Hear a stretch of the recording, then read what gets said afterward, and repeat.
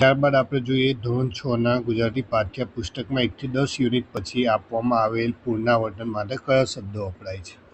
અહીંયા મિત્રો 3 માહિતી જે યાદ રાખવા જેવી છે. એક તો ધોરણ 6નું પાઠ્યપુસ્તક.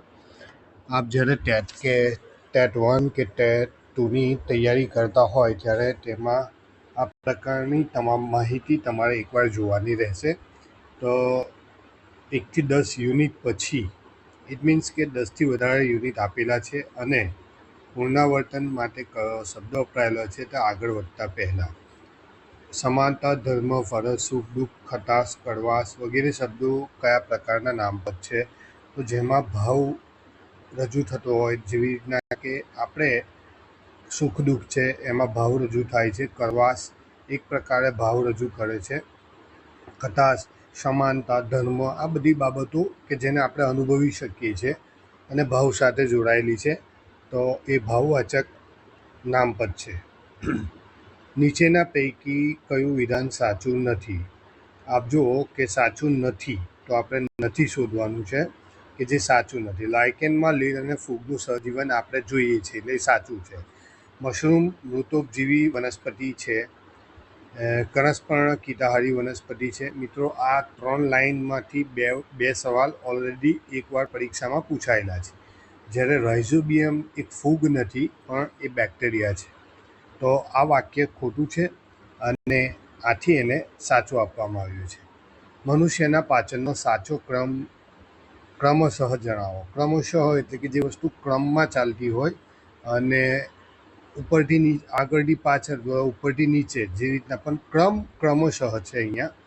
તો પર્ટિક્યુલરલી આપ જોશો કે જ્યારે ક્રમશઃમાં સાચી જોડ ઓળખવાની છે. તો પહેલી જોડ સાચી છે અન્નનળી, એટલે કે આપણે મુખ ગૃહાથી ખોરાક લઈએ છીએ, ત્યારબાદ અન્નનળીમાં જાય, જઠરમાં જાય, નાનું આંતરડું અને મોટું આંતરડું. આ એક સાચો ક્રમ છે. બાકીના બધા આપ જુઓ તો એ રોંગ છે. દેડકો શાના વડે વાયુ વિનિમય કરે છે? તો દેડકો એની ભીની ત્વચા દ્વારા અને ફેફસા દ્વારા એ વાયુ વિનિમય કરે છે. સમતલ અરીસામાં વસ્તુનું પ્રતિબિંબ કેવું મળતું નથી? સમતલ અરીસામાં વસ્તુનું પ્રતિબિંબ કેવું મળતું નથી?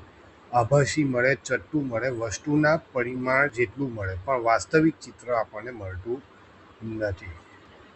8મો સવાલ, નીચેની ઓપોઝિટ કઈ જોડ સાચી નથી?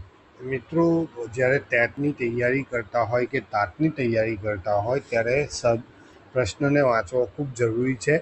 કારણ કે પ્રશ્નમાં કેટલીક માહિતી એવી મુકાયેલી હોય કે આપ ઉતાવળમાં એક નાની ભૂલ કરવાથી પ્રશ્નને સમજ્યા વગર આપ ટીક કરો છો તો ત્યારે એ ખોટું પડવાની સંભાવના વધી જાય છે.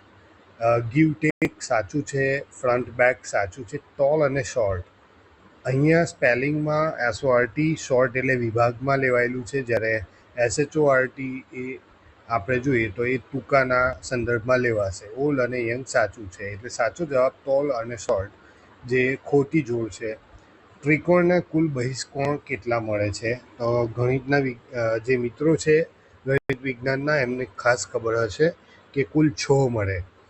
જેવી રીતના આપણે એક ત્રિકોણ દોરીએ ABC અને એ ત્રિકોણમાં કોઈ પણ રેખાખંડને આગળ વધારીએ તો પર્ટિક્યુલરલી દાખલા તરીકે એવાળા ખૂણાને આપણે આગળ વધારીએ તો એની ઉપર, એટલે કે બીથી નીકળીને એ અને એથી ઉપરની બાજુ જ્યારે રેખાખંડ આગળ વધારીએ અને રેખામાં તબદીલ થાય ત્યારે ત્યાં 2 ખૂણા મળે. એવી રીતના દરેક શિરોબિંદુ પર આપણને 2 ખૂણા મળે છે, જેને આપણે બહિષ્કોણના નામથી ઓળખીશું. એટલે આમ કુલ 6 બહિષ્કોણ મળે. અને છેલ્લો જ સવાલ જે છે ખૂબ સરસ છે. જો રેખિક જોડના 2 ખૂણાનું માપ 7:8ના પ્રમાણમાં હોય તો તે પૈકી મોટા ખૂણાનું માપ શું થાય? ખૂબ સામાન્ય લાગતો પણ થોડુંક આપણે જો આમાં સમજવાની કોશિશ કરીએ તો આપણે જોઈએ તો 7:8 પર્ટિક્યુલરલી અહીંયા જે રેખિક જોડ છે, રેખિક જોડના બંને ખૂણાનું માપ 180